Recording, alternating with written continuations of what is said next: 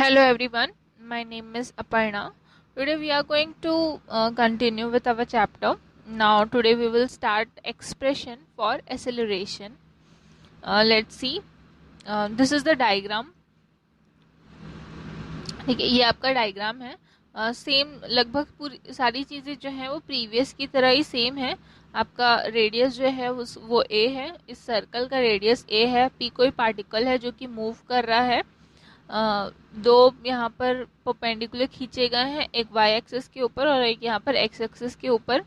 यहाँ और P particle को यहाँ पर ज्वाइन किया गया है जो कि थीटा एंगल बना रहा है एक्स एक्सिस के साथ पे. और क्योंकि ये वाला एंगल थीटा है तो यहाँ पर ये वाला एंगल भी आपका थीटा आया है. ठीक है, अब एसिलरेशन है यहाँ पर. ये आपका एसिलरेशन यहाँ पर आपका हो रहा है वी स्क्वायर अपॉन ए. ठीक है, ये आपका सेंट्रिपिटल फोर्स है जो कि यहाँ पर बंधा हुआ है. ठीक है, यहाँ पर आपका क्या है, यहाँ पर ये पार्टिकल है, यहाँ पर से आपका सेंट्रिपिटल फोर्स जो है वो लग रहा है.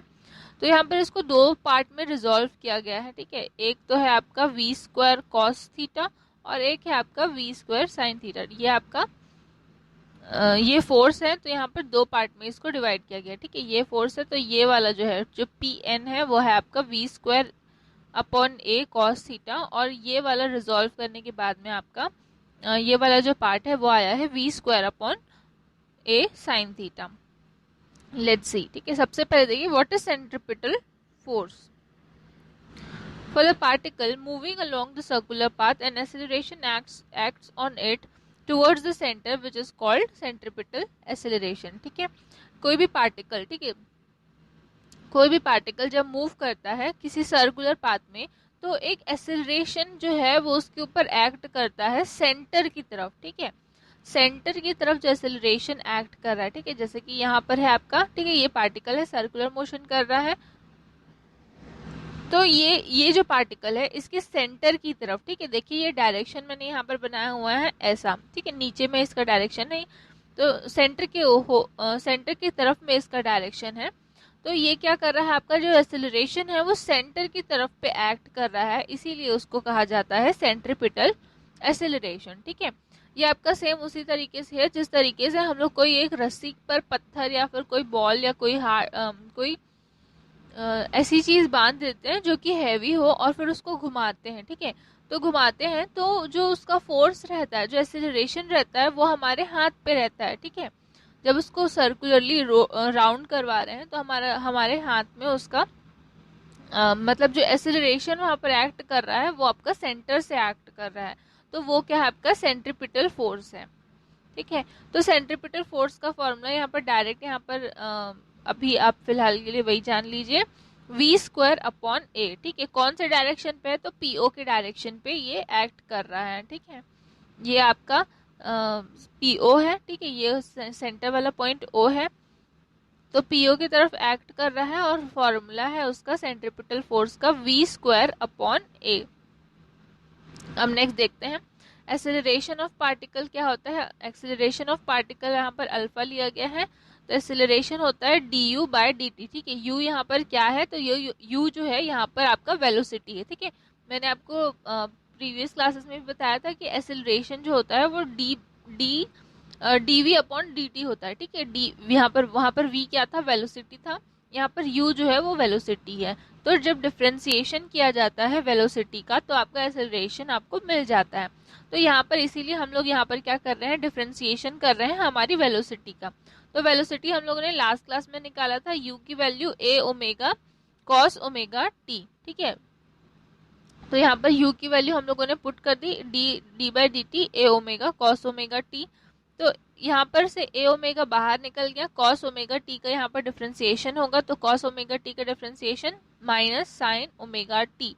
और फिर यहाँ पर ओमेगा टी का फिर से डिफरेंशिएशन होगा, तो ओमेगा टी का फिर से डिफरेंशिएशन होगा, तो यहाँ पर फिर से हम लोग यहाँ पर ओमेगा टी का डिफरेंशिएशन कर रहे हैं, तो टी यहाँ पर क्या हो जाएगा, यहाँ पर फिर से ओमेगा जो है वो बाहर आ जाएगा और टी का यहाँ पर फिर से डिफरेंशिएशन होगा. तो D T by d T क्या हो जाएगा, आपका हट जाएगा, कैंसिल हो जाएगा. तो यहाँ पर से ओमेगा बचा तो ए ओमेगा स्क्वायर और ये वाला माइनस साइन ओमेगा टी यहाँ आ गया. ठीक है, माइनस साइन को यहाँ पर हम लोगों ने बाहर ले लिया, तो minus a omega square sine omega t, ये हो गया। अब देखिए यहाँ पर ए को यहाँ पर फिर से अंदर लेके गए हैं अंदर, तो यहाँ पर आपका हमारा फॉर्मूला जो है वो बन रहा है। ठीक है, यहाँ पर ब्रैकेट पे लिया गया है ए साइन ओमेगा टी। ठीक है, और अगर आपको याद होगा तो प्रीवियस में मैंने बताया था ए और एक्स और वाई की वैल्यू हम लोगों ने निकाली थी, जो कि वाई की वैल्यू यहाँ पर आई थी आपका ए साइन ओमेगा टी। सबसे फर्स्ट क्लास में ये वैल्यू मैंने आपको लिखवाई है एक्स के साथ पे और वाई के साथ पे। तो वाई की वैल्यू क्या है यहाँ पर, या फिर आप बोल सकते हो कि फर्स्ट वाला जो इक्वेशन है इसमें सबसे फर्स्ट इक्वेशन जो है एसएचएम का वो है यहाँ पर। ठीक है, तो y की वैल्यू क्या है आपका a साइन ओमेगा t आ गया, तो हम लोगों ने डायरेक्टली यहाँ पर वैल्यू को पुट कर दिया, तो माइनस ओमेगा स्क्वायर y। तो अल्फा की वैल्यू एसिलरेशन क्या होगा आपका, acceleration is equals to minus omega square y। अब नेगेटिव साइन यहाँ पर क्या इंडिकेट कर रहा है, तो negative sign indicates the direction opposite to that in which displacement increases. ठीक है, अब देखिए नेगेटिव साइन जो है वो ये आपको ये इंडिकेट कर रहा है कि जो डायरेक्शन है वो क्या है, अपोजिट है और डिस्प्लेसमेंट जो है वो क्या हो रहा है, इंक्रीज हो रहा है, opposite to that in which displacement is increases. ठीक है, जिस डायरेक्शन में डिस्प्लेसमेंट इंक्रीज कर रहा है उससे ठीक अपोजिट डायरेक्शन है, इसीलिए यहाँ पर आपका नेगेटिव साइन जो है वो लगाया गया है।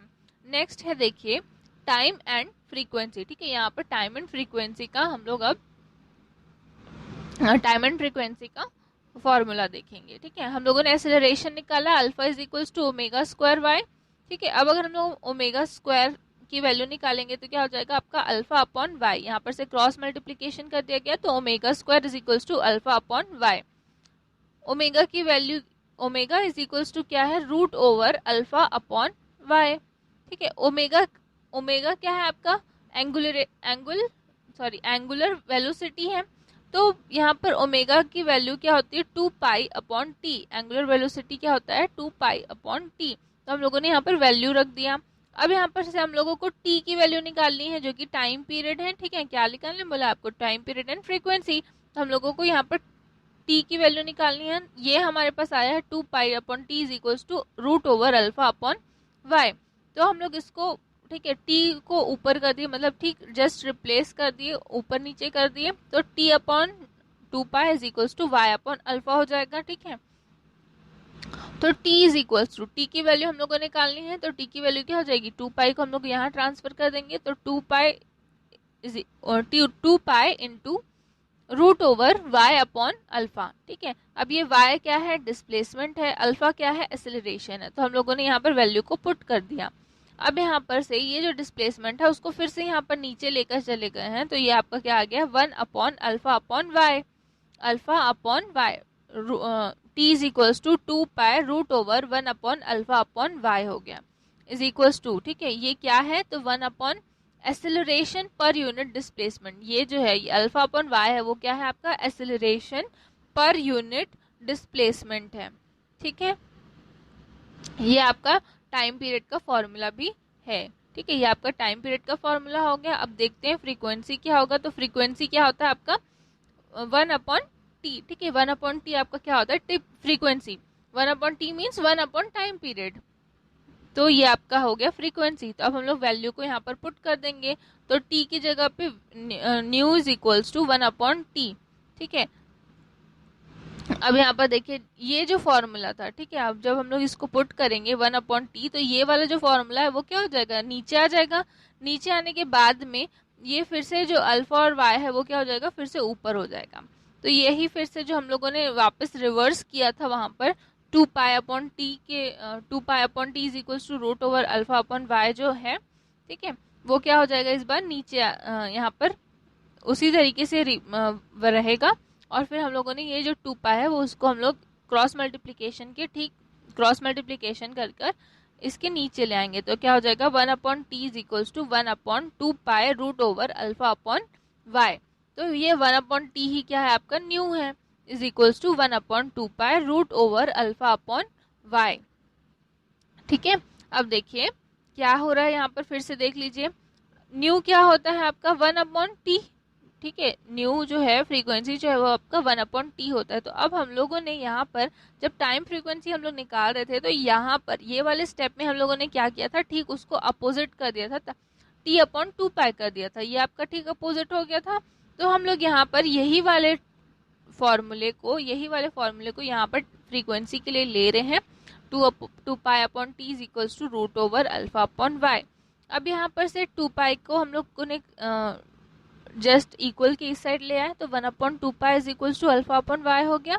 अब यहाँ पर क्या बच गया 1/t, और ये 1/t ही क्या है आपका न्यू है, फ्रीक्वेंसी है। तो हम लोग यहाँ पर इसको फ्रीक्वेंसी से चेंज कर देंगे, न्यू से इज इक्वल्स टू 1/2π √α/y। ये हो गया आपका फ्रीक्वेंसी, ठीक है। आपका आज के लिए इतना ही आज की क्लासेस इतनी ही आपकी। नेक्स्ट क्लास पे अब बाकी का हम लोग देखेंगे। Thank you.